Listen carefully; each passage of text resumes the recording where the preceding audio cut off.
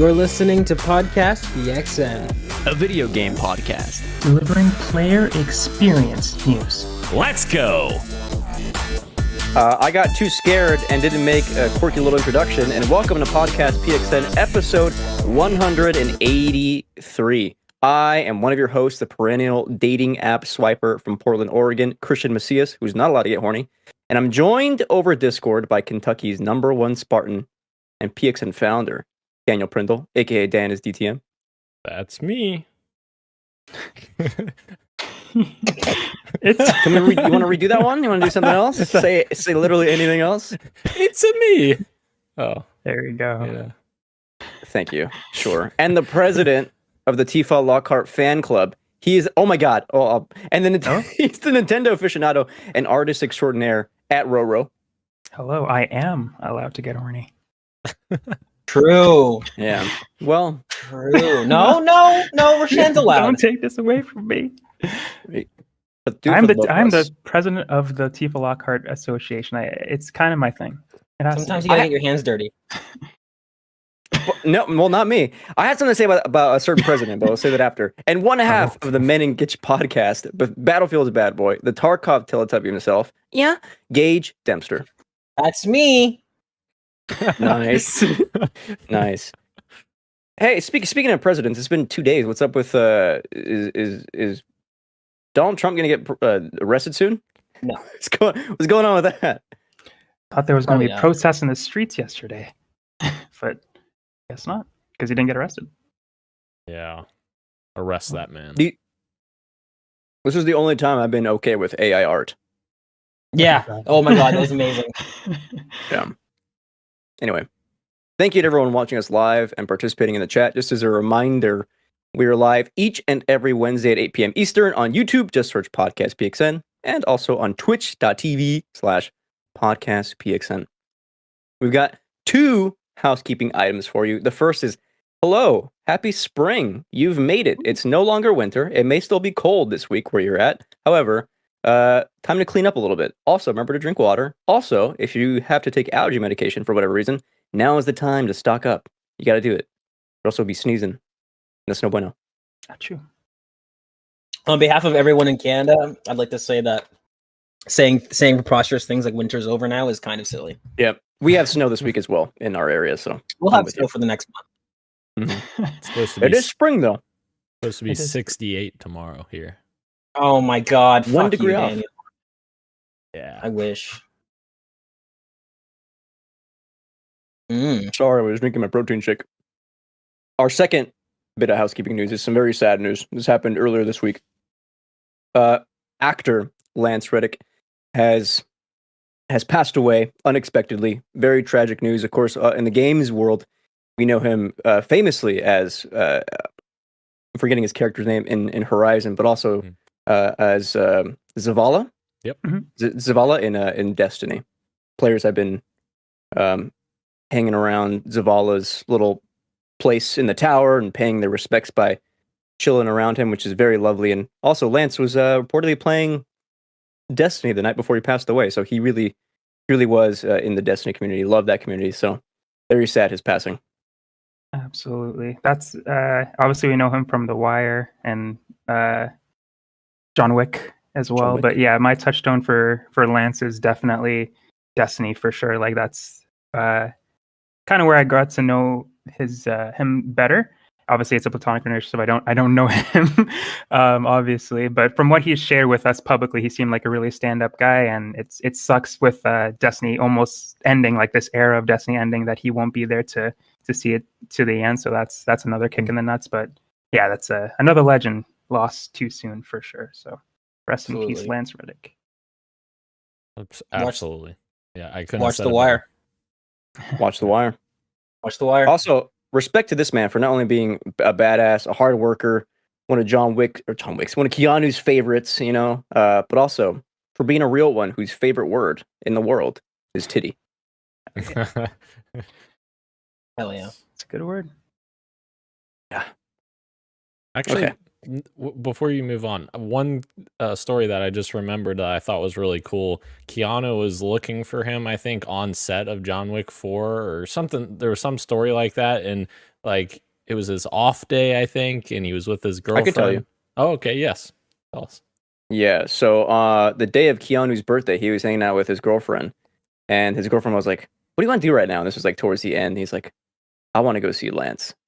And it was an off day, and so they just went to go hang out with Lance, and he got to meet Keanu's girlfriend. Very cool. Yeah, damn. Ah, I'm gonna miss this man when I go see John Wick. Oh, I have another story, but it's not as touching as that one. But there's in Destiny, like there was a recent character death. I won't say who it was, but Zavala attends the funeral in the game. Like it happened this week, and just seeing Zavala like kneeling next to a casket was like, God damn it! Why now? The timing of this is just so tragic. But yeah, that also hit hard this week when I did the story mission. It's like, God, too soon. Too soon indeed.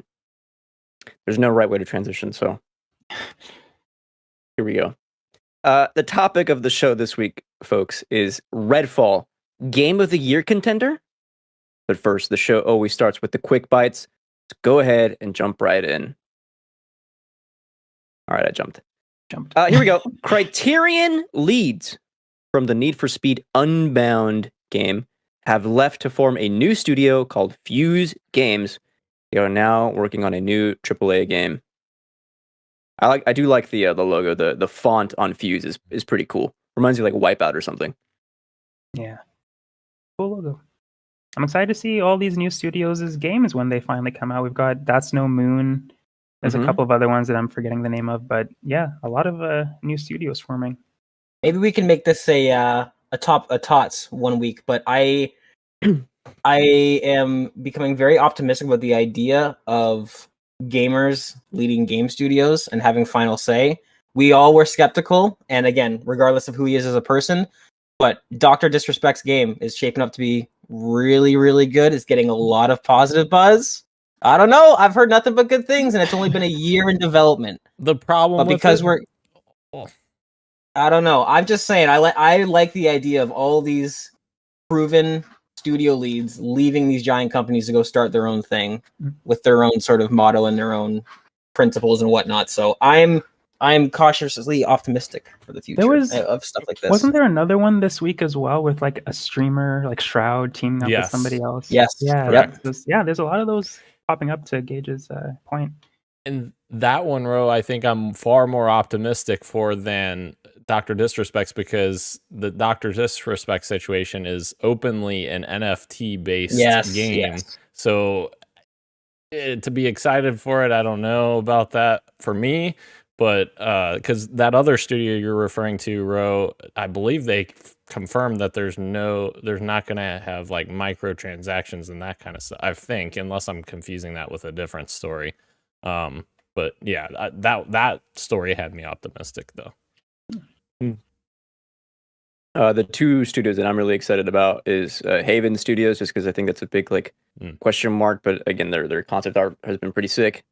But Bruce Straley's studio, Wildfly Interactive, I think their like mission statement of a studio is at the heart of what both Gage and Ro were saying about like just leaving the mainstream and going off to do their own thing and making cool games. So that's what we like to see. Oh yeah. I bet. Moving on. Shuhei Yoshida to receive the highest accolade available at the BAFTAs, the BAFTA Fellowship. This is for outstanding achievement in the arts. Some other recipients of this award are Alfred Hitchcock, Charlie Chaplin, Steven Spielberg, Stanley Kubrick, and Martin Scorsese. Yoshida joining the ranks of some highly acclaimed people. Swag, very cool. Shout out to Yoshida. Hell yeah. Well done. Yes. Well done indeed. You're smiling? We both said it at the same time. Yeah. Should we kiss on it or? Yes. Anyway, speaking of developers leaving, 3 former Blizzard leads form their own new AAA studio, Magic Soup Games. And I think this logo is also very cute. Very adorable. You, Like you an started original that. triple games again. You started that with speaking of more people leaving 3, 4, and I was like 3, 4, 3 again. Are we gonna get into this? No, 3 former. No. I was like No. again. Man, this logo, we're eating soup out of this character's head. It's a Gotta great logo.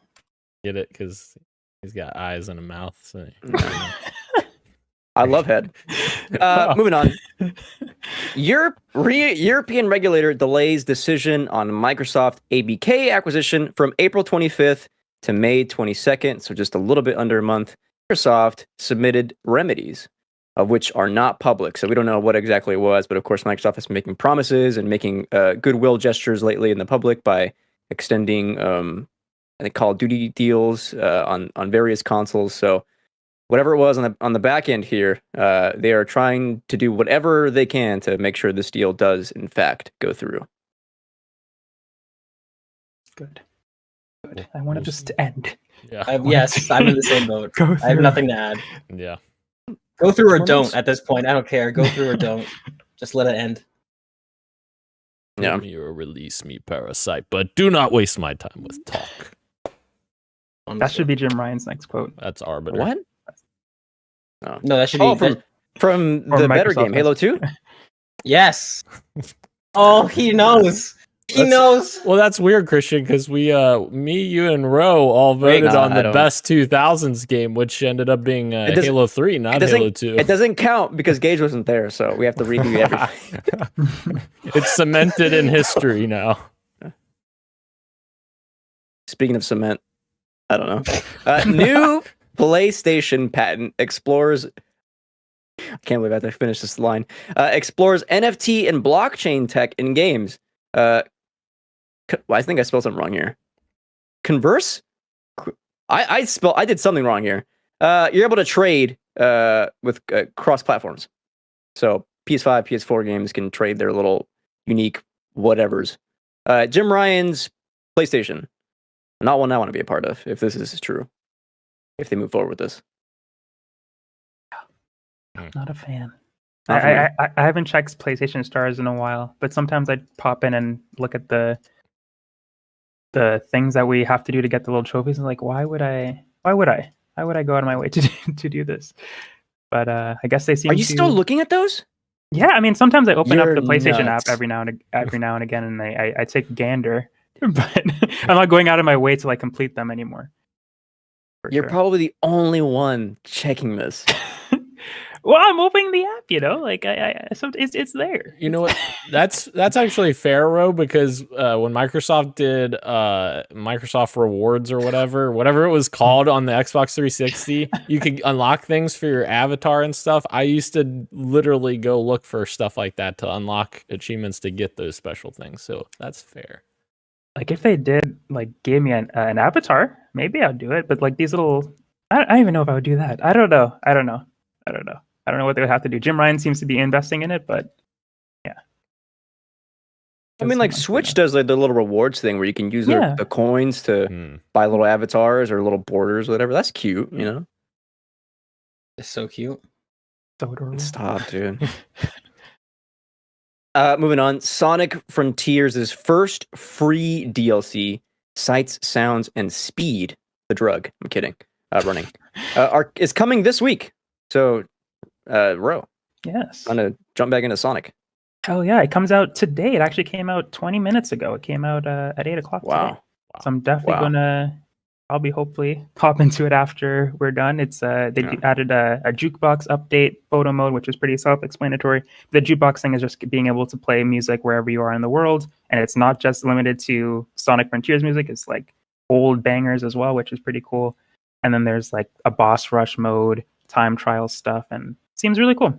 So I'm interested to jump back into it. You're gonna pop some speed. Hell yeah. You ever think about how they won't confirm if Michael Jackson did music for Sonic 3 or not? Like, just nope. They won't say if it's true. I think it is. That means it's true, usually. Yeah, I think it's true as well. You know what else is true? Respawn opened a third studio to work on Apex Legends. The game director believes the franchise will be around for 10, 15 years or more. To which I say, what about Titanfall? What's going on there? Why don't you have a new studio to work on Titanfall, please? That'd be nice. Do they say specifically like it's for the ongoing content, or like could this possibly be single player content for Apex that would be like in the vein of Titanfall? If we get a single player Apex Legends game before we get the next Titanfall game, I'm going to burn a building down. Well, I don't know which one, but but I'm going to burn a building down. it takes place in the same universe, so I don't care. it'd be possible. If you're not going inside of robots, it's not the same. I want to be inside of will. things. Maybe Robots works. Robots is fine. Remember how cool those campaign missions were too? Do you remember how that was one of the best first-person campaign ever created? Yeah, that was cool. That was a good one. Damn. Effect and Cause is like one of the greatest missions that's ever been made. That mission's insane. Mm-hmm. Moving on. Bella Ramsey, Belly, expects The Last of Us Season 2 to air either in late 2024 or early 2025. Why is this news? I thought we don't listen to actors. Oh, Well, you guys shared this into the group chat. You shared this in the group chat. also, are you on a like custom name basis with Belle Ramsey? Calling Yeah. her Pedro Belly? calls her. That's what Pedro calls her.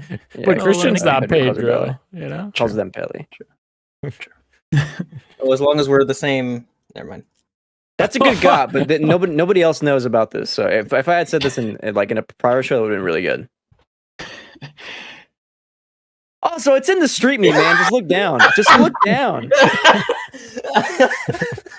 Do you think she's like that? Sounds about right though. Late 2024, early 2025. Yeah. Which is exactly what we were saying in the last episode as well. Yeah. To be I'm expected. excited. I think I'm not gonna watch. You're Anyway, not. we You're don't- so we don't- full of it. We don't need to do You're so No, full of it. Hold on. You I say already this said with every movie that comes out, and then you're like, my friends are dragging me to it. I'm like, yeah, your friends are dragging you. I've already said that I'm not watching any more Marvel movies after Guardians. I think I'm not gonna watch The Last of Us Season 2. Sure, Okay. whatever. I mean, I don't believe you. Why don't you believe this? All right, so CD Projekt takes the Witcher spinoff, Project Sirius, back to the drawing board, reevaluating the scope and commercial potential of the game, losing around $7 million US in the process. Nice. It's a lot of moolah. Which I'm guessing the Yeah. dev team will have to make up for it by getting it out on time. So We're starting over, but please still make the projected release date that we had in mind. yeah, Crunch. That'd be brutal if that's the case. Yeah, that would suck. But yeah, again, a delay is usually a good sign for most cases in game development. But yeah. at the same time, it's kind of sad that they had to start over whatever they already had. Remind me, which This is why- project is this? Serious. Like, which one was that though? Wasn't There's it's- Project Molasses, there's Project Sirius, and then there's Project. There's Project Silly and there's Project Serious. Jesus? I don't know. I don't know. I don't know. I also don't know which one this is. I'm pretty It's sure one of this the- was. I the think from the Witcher game. headlines, this was the co-op one. I think this is the co-op one that they rebooted. Okay. Oh, If there's I more than remember one Witcher correctly. game, right? Yeah. Because there's the next main line, then there's Project Molasses or something like that, and then there's this one. One of them is a single player offshoot, and I think one of them is supposed to be a co-op multiplayer game. On top of the regular next line inline entry that's happening. I don't know. Google has no answers on this. Wait, hold on. Was there actually Project Molasses? I'm seeing something about the molasses flood. Is that what it's called? Project Ooh. Sirius was the multiplayer one. Okay. It's not Molasses. It's called like Malang or something like that. There's an M, Project M something. I'm just saying Molasses to be an idiot, but The unless molasses. it's actually It was in Molasses, the in which article. case it's hilarious. It was in the article. Is it Molasses- actually called Molasses? The molasses It's flood is not, the but- developer. Yeah. Oh, Yeah. okay. Oh my goodness. PVE co-op. PVE co-op. This is why we don't announce project names so that it doesn't get silly. You just wait until you have something to call it, and then you call it that. Yeah. I saw somebody getting snippy on Twitter because I guess Neil Druckmann corrected Greg that it's not called Factions 2. Oh, And I was like, okay, but we can call it Factions 2 for the simplicity's sake. If Neil wants us to call it something else, he can give us a name. All right? right. Yeah. Same thing with all these project names. Like I don't know which one's which because they're all projects. I have something funny that tells you so much about my character. Back when people were calling Tears of the Kingdom Breath of the Wild 2, I was that asshole on the internet who was like, "Oh my god! Oh my god! Someone's breaking in. Someone breaking into Cage's house." Oh, Get God, 'em. I hope not. No, something must have fallen, right? I think so. does he Maybe have one of the cats? cat. He does have cats. Yeah. Oh, that's Maybe true. You something. posted, yeah. Maybe they knock something down, It's good. It's fine. or just bite up that guy really hard. Hello? No home Are you- invader. You're. Oh, there we muted. go. Sorry. Yeah. Yeah, no, Rose right. Fucking cats, dude. Wow, that's scary. He threw his food container. I keep like in like almost like a pelican case looking thing, and he just threw it across the floor. I was like, okay, I guess you want food. Literally, army of thieves happening behind me. But anyways, What was sorry. your? Go ahead. Yeah. There's no That was right way to loud. jump back. It scared the shit out of me. Yeah. I heard you say somebody's breaking in. I was like, at first, I was like, what's going on? All right. There's no right way to jump back into the story, but I was on No, the tail there's end of it. When people were calling it Breath of the Wild 2, I'm the asshole online that would like refer to the game as the sequel to Breath of the Wild because I knew it wouldn't be called Breath of the Wild 2. You know what I mean? Yeah. Anyway, Wow. Yeah, it's Am I a not The hater? Last of Us You 2. are. It's The Last of Us Part 2. I do that. Do. You're so fun at parties. You're so fun at parties. I am actually Oh fun my at parties. God. Okay, I'm funny and I'm charming. And Oh, I'm did a you flirt. mean part two? Oh yeah. So we're talking about part two. Okay, just want to make I sure would- we're talking about the same dude. I would never correct someone IRL. I would never correct someone. Anyway, I gotta get through the rest of this quick bites. EA announces plans to delist Mirror's Edge, Battlefield 1943, Battlefield Bad Company 1, and Bad Company 2 from their digital storefronts. Then in an update, this announced that listing Mirror's Edge in the announcement was an error, which I don't fully buy. I think they could probably No. just backtracked on that. Very weird to like. I don't know, man. Like Bad Company 2, even if like you're gonna remove online services from it, which is fair. It's an old game. Why not still keep it up on storefronts to play like what I think is a great campaign? I don't understand what the point of doing that is, or removing Well- it in the first place. Mm-mm. Keeping it up on storefronts, I'm sure. Even if it's little, there's some cost to it, and they're not making money from this game anymore. So, in the eyes of the shareholders, the precious shareholders, it's a no-brainer. Mhm. But unfortunately, this is art, and it's not Yeah. that. It shouldn't be that cut and dry. The first I- Bad Company was one of my favorite Battlefield stories. Ugh. First Bad Company was great. That was a Yeah. good time. I would do anything for Bad Company 2, just a remaster, so I can jump back into Vietnam with the lads. Right. God. Anyway, piracy is okay sometimes, folks. Some final news. The third installment to Little Nightmares was teased today by Tarsier Studios. In a tweet, they said "New World," emphasis on new. So it is the same developer, but it's apparently not Little Nightmares 3. It's a tease for their new game. Gotcha. Thank you, Ro. Yeah. So they're going outside of Little Night. It might still be a horror game, but I was gonna say kind yeah. of, because from that poster, it looks like they're still kind of playing up the whole scale thing, because it's a tiny boat with this massive cliff in front of it. So it's like new thing, but if you look closely, it looks like it's a massive cliff in the background. And I'm like, oh, so this is a really tiny boat. So I guess it's new, but also kind of keeping that same vibe. Maybe the cliff is just that big. True. Very true. That's what Sometimes she cliffs do be big. Final quick bite. Today, I'm bringing you the dub of the day, Albert Martin. Oh, sorry, Martin. He's from Spain, so I should pronounce his last name right. Martin. From the RE4 HD project, who spent 8 years working on the mod, announces that he's been hired as a game developer at a studio specializing in retro remasters. Congrats to Albert, because that HD project was awesome. So cool to see just a, someone make it. Right. This did in fact turn out to be a W, but I'm gonna protest that Christian doesn't have the right to declare things W's on behalf of Podcast PXN before we all discuss it. So while this did turn out to be a W, you Someone jumped the got gun a job. Trump got a job. Trump got a job in 2016.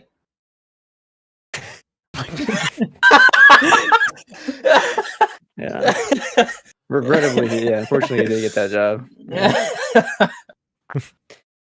All right, let's fight. Let's fight. Let's get into the street meat. Let's fight. Y'all hungry? Let's go crack open a beer and enjoy some street meat. We got one item here, a rumor in a now deleted tweet. The Venom voice actor in Spider-Man 2, Tony Todd, claims that the game will release in September with a massive ad campaign coming in August. To which I said, I don't believe voice actors. To which then Daniel said, I believe it's feasible or something like that. And Gage was like, I'm gonna thumbs up react to you. So Gage, and I thumbs down react to you. That's the other thank part. you. You were saying this is 100%. I believe this 100%. This is such an honest slip up, especially his response tweet in which he was like, "Oh, sorry, jet lag. Pretend I didn't say anything." Like this is totally true. This lines up so well. You've got Starfield coming out in September. This is good. They're gonna want their big push. Yeah, I believe this 100%. 100%. The first game came out in September, so it's definitely a time frame they're familiar So what? with. Oh, I'm what? That if it's a good time frame for what they're releasing, they don't have to go up against Call of Duty. Not to say it wouldn't do well against other games that are not in the same genre. September is the perfect time for a single player game. Yeah, and also you mentioned Starfield. That's literally going direct competitor against Microsoft. They have not in terms of what the game is, but like you've got a big tentpole game for Xbox, big tentpole game for PlayStation. I wasn't laughing at you. I made a joke in my head that I was deciding whether or not I should say. I don't think I will. Okay. Oh, I know what you're. Yeah, yeah. You don't know. You don't know. Pitching a no, we know. I'll say it off air. I don't. My thing is like, even if it were true, like at the end of the day, who's to say? Sony SIE is like reevaluating timelines and then shifts it because it works better. Like it may not actually happen, and we're No, go ahead. I don't know. I don't know. I need to see some kind of ad campaign happen sooner than the month before for a big AAA game like this. Like a PS5 only game, what I would call probably even a system seller. You got to have more lead up than just like a couple weeks. But that's what we're used to. Could this not be, again, this new era of Jim Ryan that we're finally starting to see? Is he not looking at things like, say in video games, it's very well documented. I agree. It's very well documented in video games that like almost half of the budget of big games is marketing. Is Jim Ryan not kind of coming in and being like, do we really need 6 months of advertising for Spider-Man, or are people just going to buy it? Or like, if they do have some sort of big showcase in April, May, June, whenever people are saying all sorts of things. If they have their huge showcase, yes, and they have their big thing, and people see all these trailers, that's free hype right there, because people are going to watch and rewatch the trailers. And then that moves right into August. Like that, this all lines up for me. And my only question to you is that, do you have any sort of evidence to suggest that this isn't true, or are you being a hater boy? Oh, I'm being a hater boy. Okay. Absolutely. What does the Venom voice actor know? You know what I mean? What do you mean? He's Tony Todd has been around forever, and I can totally see somebody who works on this game that's in a department totally different from that saying like, "Oh, I'm gonna go talk to Tony Todd, and maybe I'll tell him a little tidbit like, oh, it's coming out then." And then this guy gets off of his plane, like he said, he's jet lagged. Somebody tweets at him, and he's like, "Yeah, September should be." Especially if it's classically film actors that are just getting into the video game space. They don't know how serious people take this shit. Here's the thing, and this is to your credit, is what's his name from The Walking Dead? Norman Reedus accidentally did the same thing on Twitter, saying I'm working on Death Stranding 2, and then and then of course it was true. Goofy from Kingdom Hearts. Goofy. It's coming this year. And then it didn't though. He was the wrong one. My Right. God. I hope it's I would say this is probably more credible than not credible. I agree. I'm Hell excited. I agree with what Gage was saying. Like, I think we're just used to the whole months ahead lead up that they don't necessarily really need to do anymore, especially with how big PlayStation is right now. And has worked with other games in the past, smaller games in the past. So a title like Spider-Man should be totally fine to just do something like this a month ahead of its release. But but I also agree that it's just not what we're used to in this in gaming.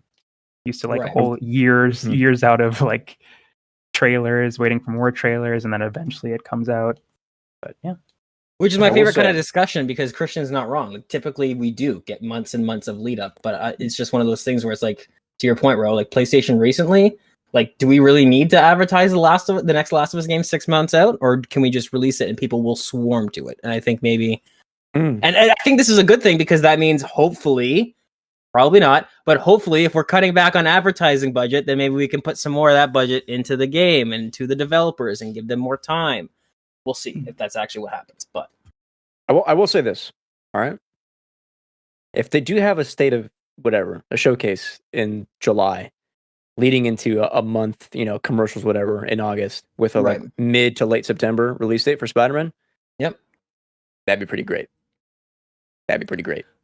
Correct me Can't if wait. I'm wrong, but has Sony not been doing that already lately? Like, I feel like God of War was like that they threw a ton of money into the month before it came out. Like, you saw ads That's constantly true. on TV. Like, I feel like they've Yeah. been doing that lately, regardless of title. Because, like, You're right. we got that God of War event that they showed a bunch of stuff, and then we really didn't see, like, Radio Relentless. silence. Yeah, Yeah. you're totally right. I didn't even realize that, but yeah, they have already kind of tested this because we got a couple of dev blogs, like you said, a one state of play, and then I didn't start seeing ads until right around it came out. That's wild to me. Spider-Man and Starfield in the same month? That is Yeah. wild to me. Fuck. That kind of sucks. I don't want that to happen. Like, I want to. The thing is, Spider-Man is in such another league. Like, Spider-Man is going to sell circles around Starfield. Starfield, new IP. For sure. Like, of course, sure. people aren't going to know, like, name recognition necessarily with Todd Howard. They're not going to know he made, their favorite, Skyrim, their Skyrim? favorite Right. fantasy game. Yeah. So, I don't know. I think you're Yeah, right, it's though. But then you also Spider-Man. have the audience, the demographic, right, of Spider-Man, of just being able to Yes. reach more people, right? So Mm. Is that game going to be good? it's gonna be so good. It's gonna be so good. I want to swing around the city again. The only way I'd be cautious is if Miles Morales ended up being bad. And even though I haven't jumped into it yet, I heard nothing but good things. So I feel like Spider-Man 2 is probably gonna be really. Miles Morales. I think it would be sick if Peter gets the symbiote and you play as Miles and you have to fight Peter. That would be my awesome. God. That would be awesome. Wow. That would be so good, dude. That'd be That awesome. would be Dude. so good. They secretly have co-op in the game, and you have to play against your friend Splinter Cell style when you played the co-op for Conviction. All right, let's not get Oh. crazy here. Yes. Oh my god, these are such good ideas. They did this in Dark Souls 3. Anyway. Oh, I can't get horny again. PXN News of the Week. We got 2 items for you. 2 That's cool. huge items. Big one out of nowhere today. Valve announcing that Counter-Strike 2 is officially announced, releasing later this year, summer 2023, as a free upgrade to Counter-Strike Global Offensive, otherwise known as CSGO. The full reveal is not coming just yet, but we got some small trailers today, and those were enough to, like, when I saw them, I'm like, damn, Counter-Strike kind of has the sauce. So let's go over some of these details. You can stop me at any point. Gage might have some tidbits here, or like might know a bit more. PC gamers and whatnot. First item here. The maps have been completely overhauled with upgraded textures and tools in Counter-Strike 2. There's some really cool stuff that I've seen online of like people do like playing with sliders to see the differences in maps, and it obviously looks a lot better. It looks like the jump from standard definition to HE or to high definition. Like Right. shadows looking really great, colors, everything Colors. popping. Colors, yeah, huge one. It's looking very, very vibrant and beautiful. Here's where things get like really cool, in my opinion. CS2 will be tick rate independent. I had to read about what tick rates were, but I think I have most of it down. So the way ticks work in CSGO is that on the server side, it'll keep time in milliseconds. Obviously, these things work really fast. And if you input in between these ticks, it will not register until the actual tick rate. Every time the server is pinging these, that's when your input is officially registered on the server, and that's when it like happens. So the game being tick rate independent means that players are no longer dependent on these servers for the game to process said input. And additionally, the server knows the precise moment an input is made. So when you do something, the game knows you're doing it, and other players will feel that, right? So it is very much like you shoot, it's happening for like everyone. Yeah. Which is huge for these kinds of games. Yeah, not very sexy, but an incredibly important sort of technology to kind of to get, especially for competitive games. Like CS:GO is like the one of the most competitive games ever. But yeah, this is something that you can't really show in a trailer and get people hyped about. But this technology alone kind of warrants a CS:GO 2, being able to kind of get these prototype systems out there. And yeah, this sounds really impressive. I don't play CS:GO. I probably never will. This sounds very impressive though. I thought it was sexy, and they delivered it in a 1-minute trailer where I thought it looked really cool. They did it. They did a trailer for the tick rate? I saw the trailer for the smoke. I didn't see a trailer for the tick rate. They did a trailer for the tick rate, and it got me sexy. hyped. And I don't play Counter-Strike. I can't with you guys. You guys have Gage has never played Counter-Strike, and you don't play Counter-Strike, Dan. Are you know kidding? What Counter-Strike is. You don't know what Counter-Strike is. I played Counter-Strike a ton when I was a kid, and then I picked it back up. That's because you were already 30 when it came out. He got kicked for being toxic. Freak out of here. The only thing I'm upset about is that this is the 20th game to go into Valve's fucking graveyard of 2 games, their sequels. We never get a 3. Just endless amounts of 2s. Here's Portal 2, Team Fortress 2, Half-Life 2, freaking every freaking 2 out there that they have. Left 4 Dota Dead 2. Left 4 Dead 2. Thank you. I'm just happy I got it too. It took them this long to get here. But technically, it's the 3rd Counter-Strike, though. You know what I mean? I know, but it has 2 in it. They're putting the 2 just to spite us, Christian. I got 2 for you right here. Oh, things out. All right, and the actual sexy trailer that Gage is referring to is this super impressive video on responsive smokes, and this was sick as fuck. I'm sorry. So CS2 has dynamic smoke, which revolves naturally around objects in the map. So they did this really cool like render in game where like they're throwing it into this staircase or like this circle on the floor, just like not even an actual environment, just like a rendered one they do, just for whatever. Yeah. And the way the smoke naturally curves and fills that environment, I thought was extremely sexy. Yeah. Something I thought was huge is that all players are seeing the same smoke, which again, just going back to like Counter-Strike being like very dependent on all players feeling things at the same time and seeing things at the same time because it's a tactical shooter, you know what I mean? Yep. It also reacts to lighting naturally and then fills spaces naturally, which I just mentioned. And here's the cool part. Can be pushed with grenades and carved with bullets. And this is something that you have to see, even if just like in a TikTok, or if you just look up the video on Twitter or YouTube. Look at the way the smoke is pushed. Like this is like when I think of next gen, it is stuff like this. This is what I'm talking about. We've had this conversation before. I don't need games to look any better than The Last of Us Part 2. I don't need first-person shooters to look any better than Call of Duty Modern Warfare 2, 2022. Two. But Portal this 2. is the type of stuff, right? Because like this is a huge problem in Call of Duty, which for some reason I've been playing the shit out of this Call of Duty. Even I've probably put more hours into this Call of Duty than anyone before. I don't know why, but for some reason this one's clicked. But like this is the problem: is that smokes and debris is not synced up. It's not client side. It is client side. It's not server side. And this is a huge problem, and Call of Duty is not even really that competitive in terms of like people taking it seriously. So like to see this stuff, like I agree with you 100%. This is the type of stuff I want. Like in The Last of Us Part 3, imagine having like this smoke technology, or like again, like Far Cry 2 when I had the fire spraying technology and it fucking knocked everyone's socks off. This is the type of stuff to me, I agree with you, that screams next gen. Like seeing the people shoot through the smoke and you see it dissipate and then reform again. Oh my god, it looks so good. It was so cool, dude. And it like they just show it like twice, but like seeing cool. somebody shoot at you from the other side and then you see like it like makes a little hole in the smoke and then it reforms naturally. Fuck, dude. It is so good. Yeah. And yet you guys will probably not play it, and I'll play it. I won't touch it once. I Yeah. won't touch it Yeah. once. Me either. It's still cool to talk about though. Yeah. I mean, is it not? You know what, Exciting Ro? it's exciting that these things might come to games that we will play. Exactly. I was just Mhm. about to say, Like you know what? Fortnite. I was just about to say, you know what, Ro? Let's play it and then make fun of these No. guys for not playing it. No, too. Ro's not playing it. No. I'm sorry. Shit. Kirk no. in the chat said Counter Strike with a face palm emoji, and that is me right now. Yeah. I'm never playing that game. Nope. Yeah, me either. Sorry. I'm Does sorry, not look I like did. fun. Does not look like fun at all. Come on, guys. We all spent 10 minutes talking about this for a game none of us will ever play. Okay, Incredible. when Nintendo puts this in Animal Crossing, can't wait. Yeah, those Mm. smoke grenades in Animal Crossing 2 are gonna be Dude, lit. it Oh, would like- break the Switch, dude.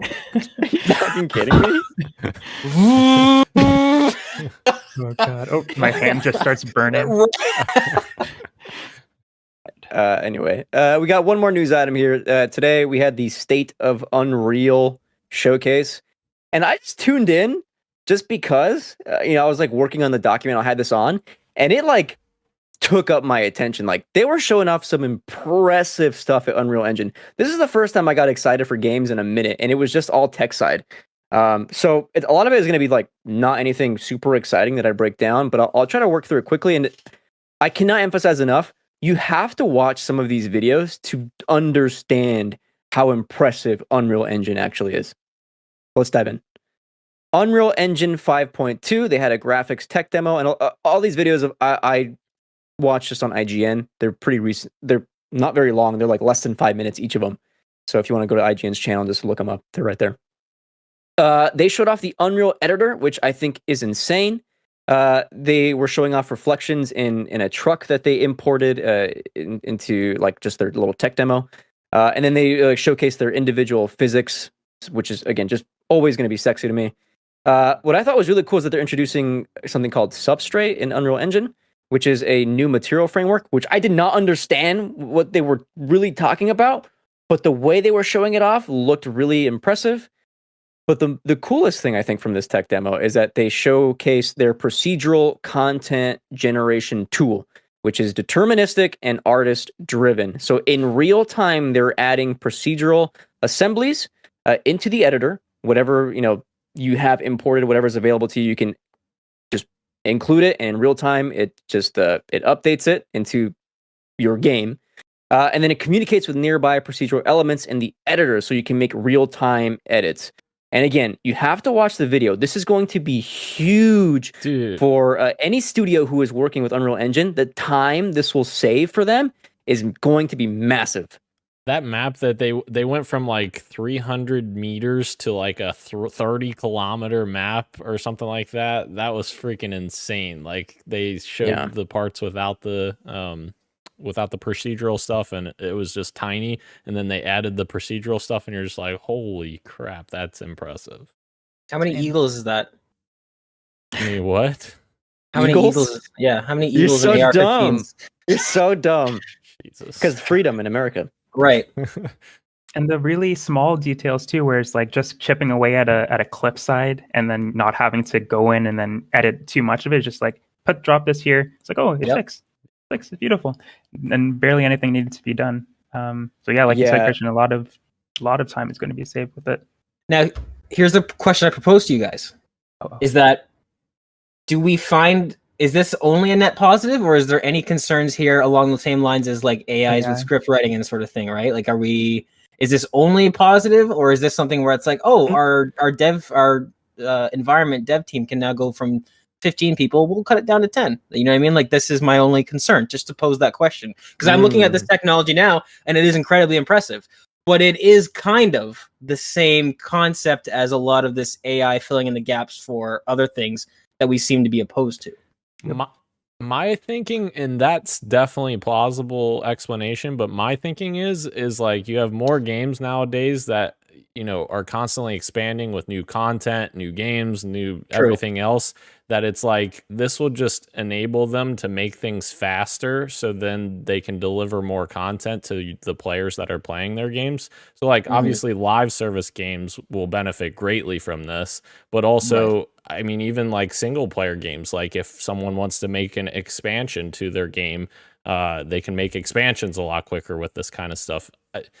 But you're totally right. It could mean that, less people, work on the environment team or whatever. That's definitely a plausible explanation.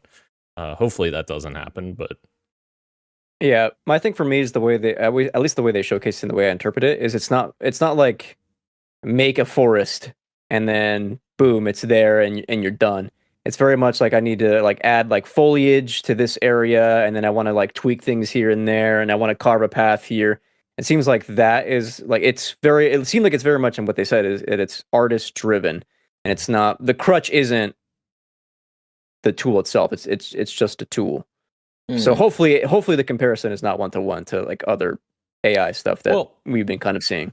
And even it may help just to have a starting point for the artists, like, let's start with this generated terrain, and then we'll just modify it using that tool belt, like, because they showed that off as well, like dropping different pieces in there and changing the procedural stuff on the fly. Like, so I could totally see an artist's jobs just changing to be more of, modifying what they're given from the procedural stuff. Well, here the next thing they showed off was Infinitesimals, which is a game coming. I don't have the studio's name. I'm sorry, but the developer was on stage showing off their gameplay, and they were talking about how they switched to Unreal Engine 5 and how that massively unburdened them to get their game to hopefully be getting their game out on time. Saying that it saved the team months of time simply by transferring their engine over. And now what they can focus on is importing their assets and using Unreal Engine 5 as a tool to just like move things around and generate these environments way faster than having to craft them individually. So they're able to just to use this thing like almost like as a sandbox. That's really cool.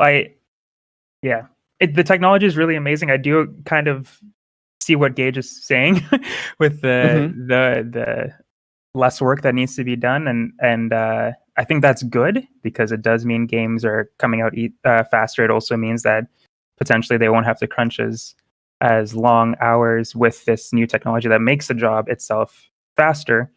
But just like what we're talking about now, the technology will just continue to improve and get better, and it'll be easier and easier and easier, which is exciting for us to be able to get the games more. But I totally see the side of, but I feel like artists are the forefront of this because they have to make the actual things that they're putting in to use. Right. But but exactly. it could definitely reach a point where they don't need that. My worry is how the people in charge use these tools, right? Because like we're all saying, it makes it easier, makes it faster. So does that mean that the studio heads come in and be like, okay, we're pushing the timeline back 6 months now, and so then it equals out to you're still crunching, you know what I mean? Because it's like, oh, well, this makes your job easier, so let's get this done faster. And it's like, well, so this stuff is really, really cool. I just whenever I see any kind of technology that results in less work needs to be done on the human side of it, there's a little part of my brain that goes. It sounds like that's the case, but I don't think it is. And I want to pull something from a later video, which is the Fortnite Unreal Editor. They were talking about importing skeletal meshes from like assets that you have already existing. So you imported this into the Unreal Editor, and then you're able to use the tools, which is sequencer and control rig, to then make this animation in your game. And then of course, Unreal Engine will help fill in the gaps, and you with Lumen and Nanite and all the things, like suddenly you have like this presentation in your game that maybe you didn't even have the information on how to make totally on your own. So again, it's much more of a tool. You still have to have the know-how and the skills to be able to sequence something like this. It's making it easier to bring them to life and bring them in a presentable way into the game space.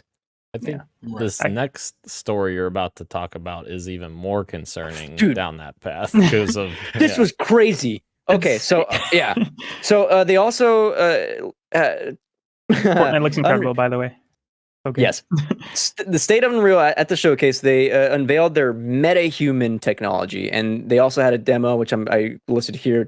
They used Hellblade 2 to showcase this off. In the meta-human animator, meta-human is a new feature that enables you to either use an iPhone or a stereo helmet mounted camera to reproduce any facial performance as high-fidelity animation in Unreal Engine. So you capture it, you import it, seconds later, it renders it into a full animation in Unreal Engine. Obviously, it's not going to be perfect. You still have to tweak it and make things look more natural. But for its base, it looks pretty good. And then when they showcased how that's done in Hellblade 2, insane. It looks gorgeous. Concerning? Maybe a little bit, but it looked great. Right. Yeah, it looks really cool. Like there's especially in this Hellblade trailer, there's just so many subtle details with her face, especially near the end where she's like getting even more and more intense. It's like that's kind of creepy, but so cool. It looks insane. And on the side of needing someone to make adjustments, and just like you were saying with the earlier stories, like yes, we need somebody to make the adjustments, but again, I'll always keep saying this, like for now. Like eventually it's going to get to a point where you probably won't need somebody to make the adjustments because it'll keep improving and there'll be less and less people who need to make those adjustments, and it'll be amazing on its own, which is scary, but it still looks really good. I just always have to add that little caveat, I guess. And like not the Hellblade demo, but the one they did live on stage with an iPhone. Yep. That's insane that the iPhone could do that. That's crazy. Yeah. It also just makes it super accessible. Like think about the indie developer who's wanting to make a game. Yeah. Very true. Because they can't afford those rigs. I've heard numerous stories about little indies that can't afford those rigs and a studio to perform that in. Most people have one of these. All of a sudden, you can do mocap. Yeah. We also got to look at Lords of the Fallen. This one, I mean, they were just kind of regurgitating some stuff from earlier, but there was some stuff that I thought was really pretty cool that they're, Unreal Engine 5 is helping support. It has a built-in character customization, which works as a base. You still have to do some other stuff to make it an actual, each game is going to be differently, but Unreal Engine at its base does have character customization kind of built in, so you can use it as your kind of building blocks for whatever your game is going to use. They showcased high-fidelity textures. And then the chaos physics engine, which they touched on earlier, but they were really expanding here in Lords of the Fallen, simulating like movement at the microscopic level, which is going to be stuff like hair, clothes, belts, weapons, etc. Seeing that in games, I think is going to be awesome when more Unreal Engine 5 games are coming down the line. And then anytime people look at lighting, which I'll never fully understand, but when they showcase it, it's awesome. They just showed off global illumination again. But this time they also showed, they were talking about how sometimes natural light can take up a lot of resources when you're entering kind of dense environments. And so what they do is have emissive shapes, which is just like these hidden light fixtures that like help maintain performance and help light your area without actually having the outside source be in that environment. And you don't see them, obviously, but it helps like bring the environment to life. I thought it was really cool. Just these balls of light. Anyway. We also go look at Project M, which is another, a game that I'm really excited for. This is from NC Soft, Korean game. Very much a narrative-driven game. And I don't understand I don't know if this is just like a game side or an Unreal Engine side, but they're talking about informational particles. Again, don't know if that's game side or Unreal Engine side, but they were saying that these particles both dictate the environment and determines how the narrative unfolds in the game. Very short trailer. And I don't know if that has anything to do with mistranslation from Korean into English, but I was like, I kind of want more on this. What do you mean by informational particles? But sure, I'm already in. The trailer looks awesome, though. I'm interested in what this looks like in the end. Looks like a good action romp. But yeah, what you're saying about the informational particle sounds pretty interesting too, like how it could decide how the game plays out based on I don't know what you bump into. Right? I don't know, like what. I need to know. Time to Squabble. This is the last thing we have here from State of Unreal, which is unreal to me that this is what Fortnite is now. We got to look at Fortnite's Unreal editor. They call it UEFN, and it is freaking insane. Automatically, right now on PC, you have access to 4 years of content from Fortnite for free entirely. You can make real-time edits in the editor. Console players can join you, and they can play as you're making edits in real time. You can also import custom assets you already have into UEFN. You can create and modify those materials. And then, of course, I already talked about importing skeletal meshes, animating using sequencer, control rigs. This stuff doesn't sound like that impressive. Go look at what go look at what Epic has made using UEFN, and it's like, this is Fortnite? What are you talking about? Right. I think this is a really cool look behind the curtain too, because I think this illustrates exactly how Epic has succeeded so well at keeping things fresh in Fortnite and changing things so quickly, because I'm sure that their developers are using a very similar tool for their development process, and what they were showing off was insane how quickly they were able to add stuff and modify stuff, and like it definitely seems like a very developer friendly editing tool that they're now basically giving to everyone to be able to create their own stuff. So I think that's really cool. Also, quick shout out to one of the Forge people that was like enamored with Forge and Halo 5 and everything. He went and worked for Epic, and he was one of the people on stage that presented an Unreal editor for Fortnite. So that's pretty cool. I saw a video today. Somebody like made Rust from Call of Duty, and they were playing Domination. Insane. And Master Chief was shooting somebody on. Come on, dude. We have Call of Duty and Fortnite now. Not that I'm saying like, that's the reason to be playing UEFN, but the potential is going to be wild. RIP Quantic Dreams. No, not Quantic Dreams. RIP Dreams. Dreams, yeah. Meaning Molecules Dreams. Yeah, thank you, Ra. Which put it on PC, Sony. Like that, I feel like that's part of the problem. Yeah, like, it is a huge. They shot themselves in the foot huge with that. Absolutely. Yeah. Well, we got Fortnite now, so Too late.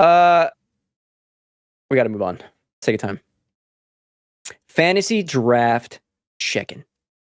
Of course, tomorrow, Resident Evil 4 is launching. We've got a review roundup currently on OpenCritic. We are sitting at a 92 average, which means Daniel is getting a total of 24 points on the Fantasy Critic. Let's go. That's obscene. Let's go.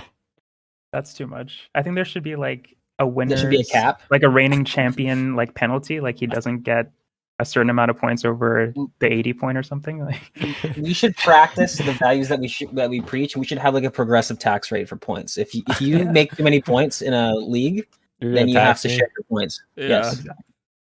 agreed. Man.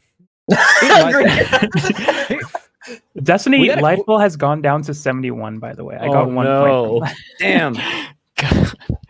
And you counterpicked Redfall. Yeah. Big mistakes are being made right now.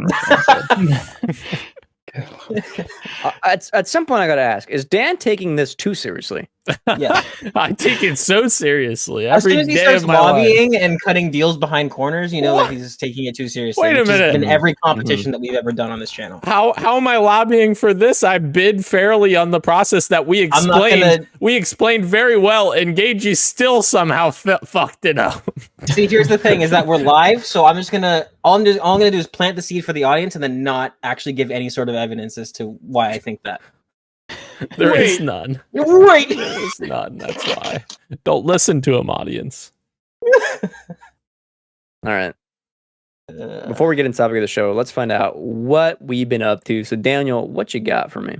Yes. Still been playing Halo Infinite. It's new season. Still enjoying that. But I jumped into the Diablo 4 closed beta last weekend. Had a lot of fun with that. I played maybe an hour and a half, 2 hours. I didn't really have a ton of time to play it. However, very much enjoyed it. I am very happy with what they did. It really feels like a sequel to Diablo 3 in every sense of the word, and not the Diablo 3 that we launched with that a lot of people hated. Of course, I didn't play at launch. I didn't play until it came to console. I played on Xbox 360, believe it or not, that many years ago.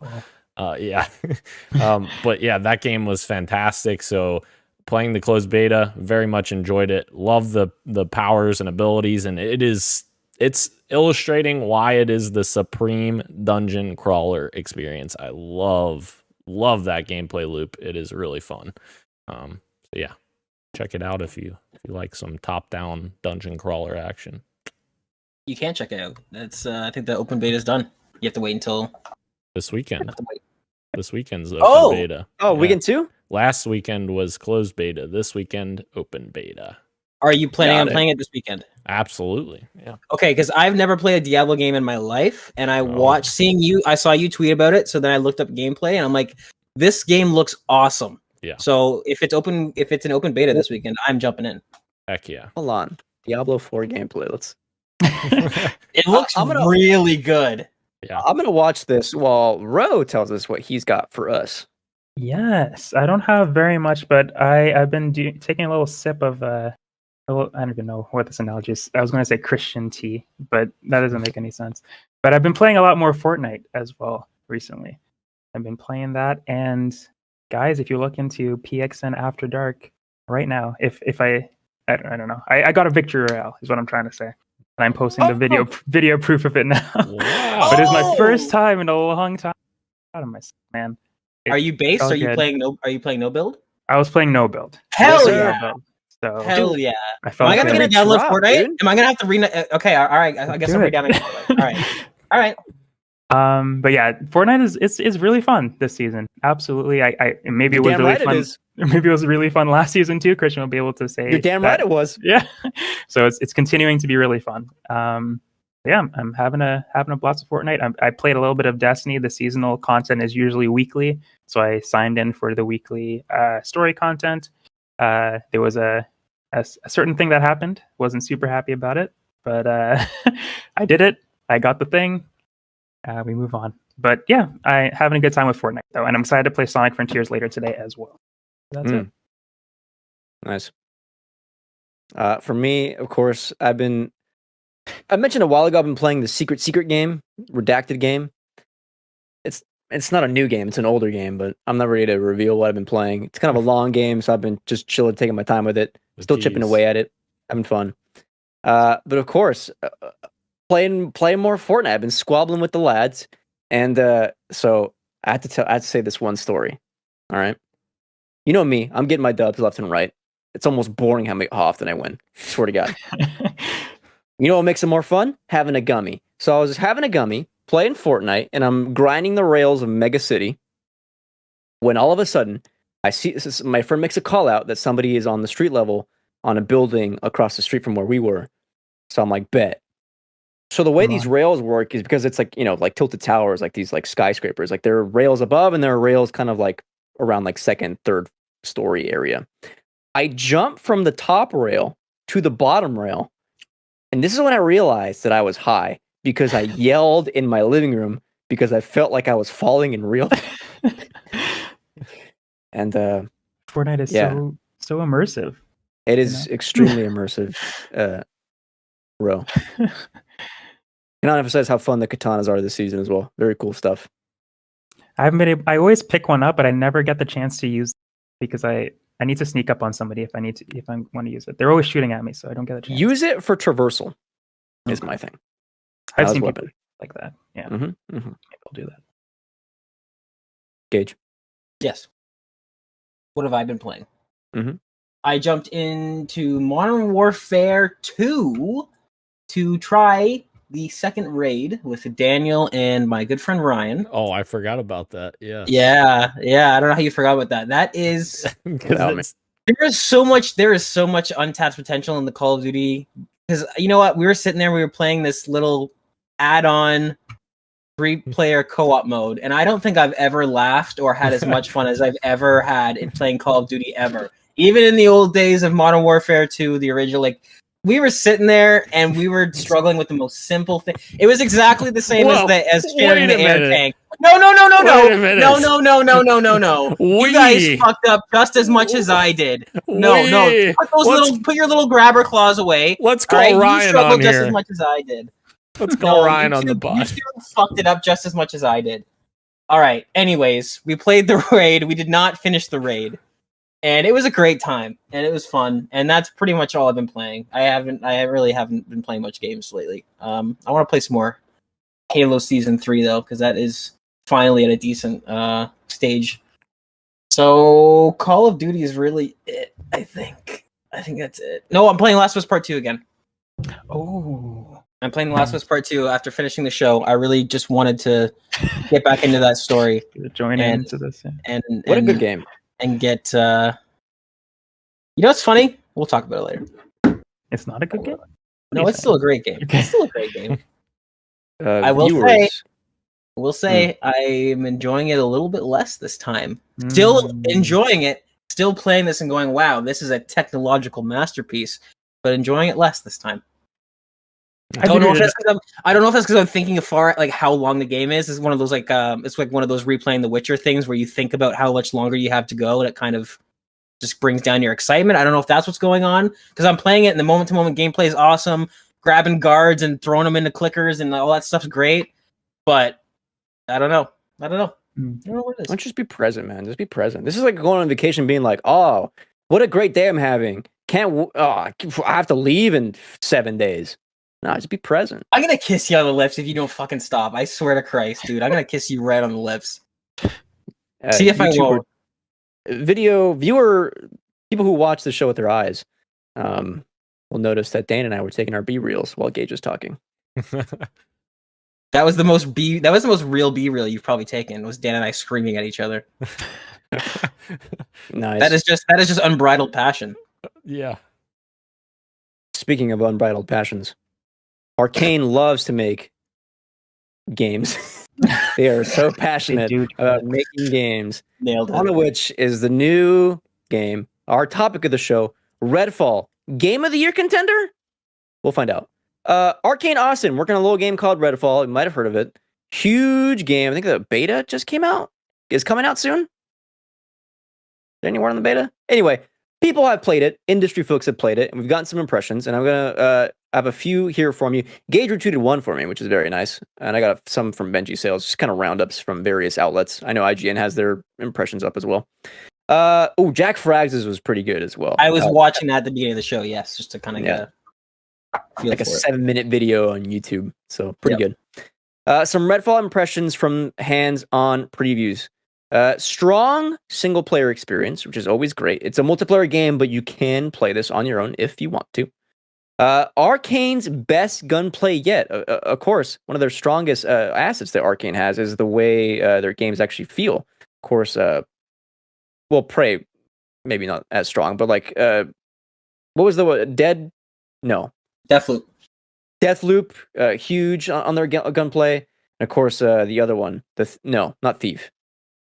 Dishonored, very huge one as well. People love that gameplay loop. Thank you. And I'm fumbling through Arkane's discography here. This is exciting. There's also many comparisons to Far Cry, kind of in the way the layout of the open world is. They also mentioned that Arkane's level design is still very much present, and it was exciting to me that it's very much immersive. Again, Jack Frags' stuff, I think, was showcasing some of this off pretty cool in the way like puzzles kind of work. You go into a huge mansion, you got to get some kind of thing, and you get this list, and on this list are like 3 kind of ambiguous locations to where solving this puzzle is. You don't have a thing on your map. You just kind of have to know where these things are in the actual map in the house. Right. And you kind of split off and find them that way, which I think that stuff is always really cool to be on the Discord mic or whatever and be like, oh, I'm going here, oh, I'm finding this, oh, I need help, et cetera, et cetera. Yeah. Prey did that really well too, with the notes you'd find in the computers and all that stuff. And banger game. I love Prey. Yes. Banger.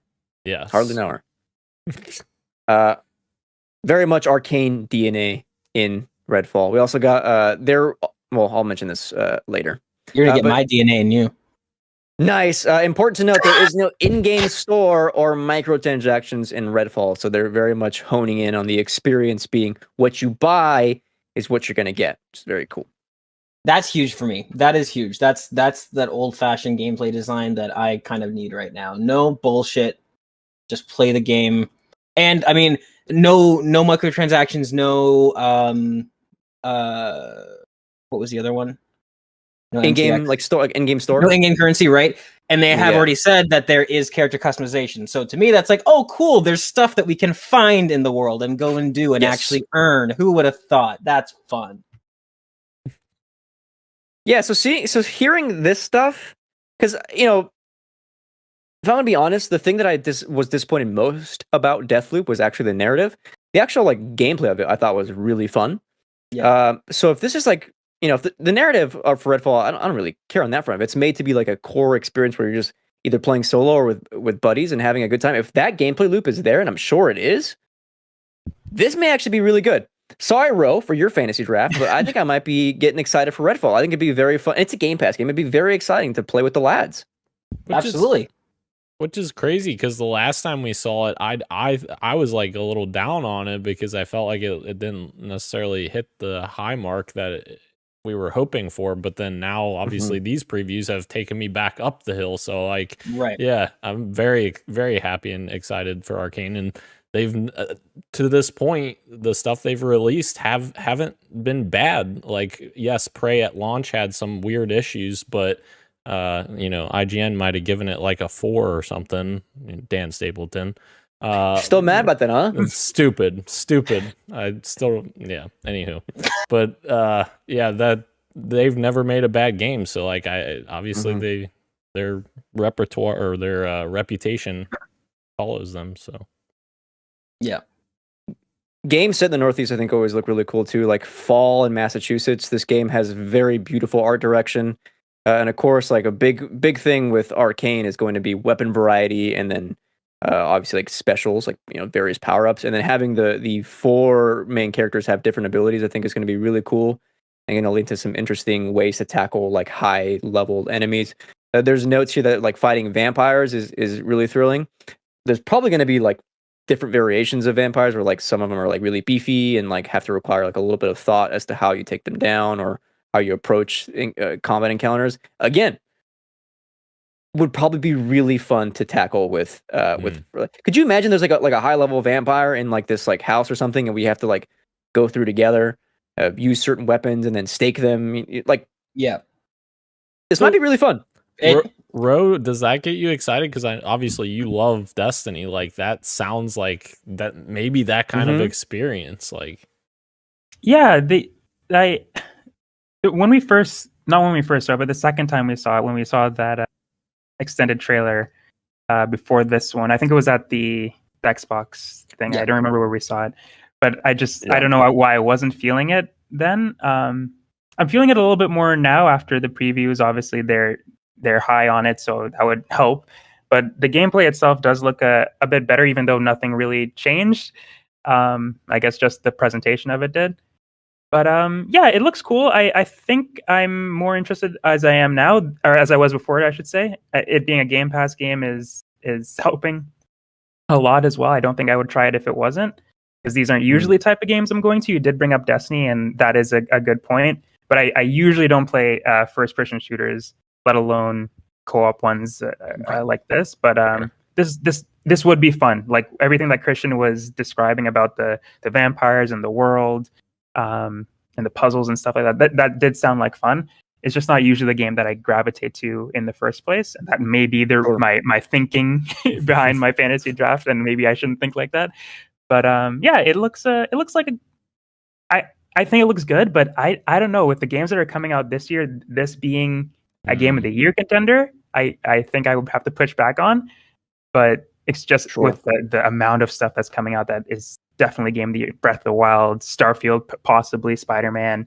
I feel like there's just a lot more, but this does look more impressive than I thought it was going to be. I think Christian nailed it, though, is that because like even myself, I've been super high in this game since it came out, but after that last same as you guys. After that last trailer, even though I'm more high on it than you guys, mine did dip a little bit, and I didn't realize it until now. But there's something about Arkane where the way the game feels is always better than it looks. So like I'm even watching the Jax Frags video there, where I'm liking everything I'm seeing. Just hearing you say that, Christian, I think that's a really good point. Is that Arkane nails the feeling of their games. You could show somebody a clip of Dishonored, and like, sure, if it's somebody doing something extremely impressive, it's going to look good. But like moment to moment of gameplay of Dishonored doesn't really look all that special. It's not until you feel it and how quick everything is, how responsive everything is. So I think keeping that in mind, like this might be one of those games where it's like, yeah, maybe not everybody's rushing out because the trailers don't look all that crazy. But now that we're seeing hands-on impressions of people that are in the industry and that know games and they're all really, really high on it, it's kind of one of those things where it's like, okay, yeah, like this is an Arkane game. This is going to feel really good to play, even if it doesn't necessarily look all that sort of sparkly from the outside. And there's a couple of really good things from this playtest that I think were good information to know, because going into this, people were kind of like, is this going to be Left 4 Dead? Is this going to be Borderlands? What is this? So to hear the Far Cry comparisons is kind of really helpful to me, because it's like, okay, I can totally see that in this. This is an open world. Like, we knew it was open world for a while, but with them saying the Far Cry comparisons, like immediately in my head, I kind of know what to expect. I'm like, okay, I see how that's going to work out. But then with the added complexity of Arkane level design, like you're saying, Christian, where it's like, sure, we're going to clear this outpost, and it's playing like a Far Cry game until we get there. And now suddenly there's environmental storytelling, and there's puzzles, and there's no minimap. Like, yes, absolutely. I am feeling this. I've been feeling it for a long time. I'm excited that you guys are feeling it, and I absolutely think that the four of us should absolutely squad up and give this a go. When Jack Frag said there's like no like minimap markers, that alone was like, oh, okay, cool, I'm in. Yeah. Because honestly, my least favorite thing about Deathloop was how handholdy the narrative was, like on like figuring out how to escape the loop. That was like kind of a letdown. I'm not going into Redfall with these kinds of expectations where it's like going to be like narratively impressive or whatever. Like, I just want to have fun with friends. Yes, guys, I'm with Ro. I don't normally gravitate to these kinds of games either. But if my expectations are set where like I'm going to have a fun feeling game with friends, where we're gonna have like water cooler moments together, where we're like doing Arkane level design but with multiple people, that is going to be like one of the highlights of the year. And to answer like my own question, I guess, to what Ro was saying, is it going to be game of the year material? For me personally, probably not. Probably for a lot of industry people, not either. But again, I go back to the fun that you have with these kinds of games is definitely going to be a standout. And I'm no way doubting that this is going to show up on tons of people's like game of the year lists, like a top 10. This is going to be in there for sure. I could definitely see it being at the Game Awards for a different category, just not the game of the year category. Right. Like it could be maybe best multiplayer something, or like, I don't know what else. But what else they got over there that I could fit under. But yeah. I didn't even think about that perspective, but that's a really good point. Is that like, when you look back at the end of the year, it's like, sure, when we think of game of the year, we think of what is the most technically impressive or what is the best this or best that. But like, this might be one of those games where come December, we look back, what's the most fun we had? And like, this definitely, to your point, Christian, has that potential where it's like, you know what? I had fun with Redfall this year. I had so much fun doing XYZ, even if it's, again, not the most technically impressive or doesn't have the best graphics or XYZ, but yeah, I agree with everything you said. Do I personally think, especially if we've got Spider-Man Starfield and all this, and Tears of the Kingdoms and all that stuff coming out, do I think it's gonna? No, I don't personally, unfortunately. But I am excited to see how this all shakes out. It could. You never know. Yeah, it could, and I would love that for them. Arkane deserves it because, like you said, again, none of their games have been the best game that year, but for a studio to have that many releases and for like none of them to fall below 80 on like a Metacritic, it's kind of impressive. That's true. They do level design really well for how fast they make these games. And like, you know what I mean? Like, even just thinking about it now, like there's so, you know what? I thought the title of this episode was a little ridiculous today, but I think about it. I think back to the original Dishonored. That game plays really well. Like, it's really smooth, and I'm like, you know what? Wow! Like, if people can kind of get ahead of that with Redfall and not wait 3 years to think back on how great Redfall is, then yeah, maybe there's a chance that this gets some recognition and some love. Because Arkane, when it comes to level design and when it comes to fluidity and animations, like they are impressive. And does the delay give them enough time for polish to Right. get those bugs Yes. out and such? Yeah. Here's the thing, though. It's going to have a great week on Twitter, but only a week because Tears of the Kingdom comes out a week after. Mm. And after that, it's going to be Zelda for a month. Unless the game doesn't run, which is a possibility. I understand. I didn't don't play know. it. I understand Breath of the Wild was amazing, but even from that game on launch week during the buzz, I heard people going like, "Oh, if you go to the Forbidden Forest, it turns into a slideshow." So, like, if this game is supposed to be more impressive, I don't know, right? There's always that chance. That's the curveball. Is Nintendo getting ahead of themselves? Are they thinking that they can just throw it out and people will buy it? You will, but will the game be broken? That's the only chance Arkane has, is that if the game is fundamentally broken. It can be a broken piece of shit, and I'm still spending $70. I know you are. You guys are the worst. Kurik's in the chat saying, by the way, his phone's battery is getting clobbered because he's been watching intently our whole show. So he said, Oh, love nice. it. Kirik's getting a kiss too. He's second on the list.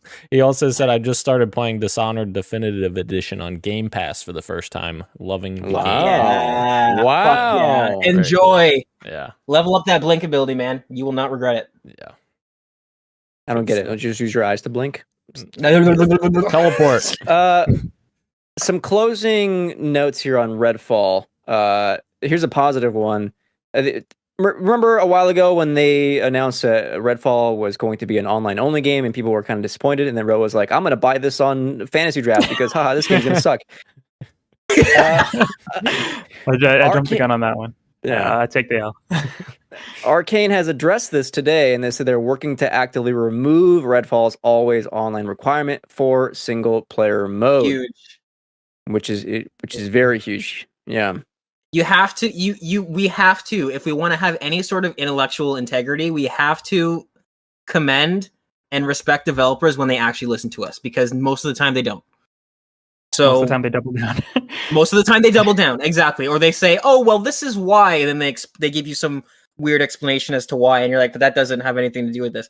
Anyways, kudos to them. That's huge. Honestly, like, again, my hype for like hearing that online thing for me personally, and this is a selfish thing, I was like, I don't prefer that, but that's not really going to affect me. So for them to even then take it a step further and say, like, we are actually going to address your complaints and work on that, like, that's huge, especially for a lot of people that live in anywhere that's not the coastal states where internet's not that great. Now, just to be clear, Harvey was told not to release this information because they still are not 100% sure that it will be done, but work has started to try to do that. Yes. Right. Right.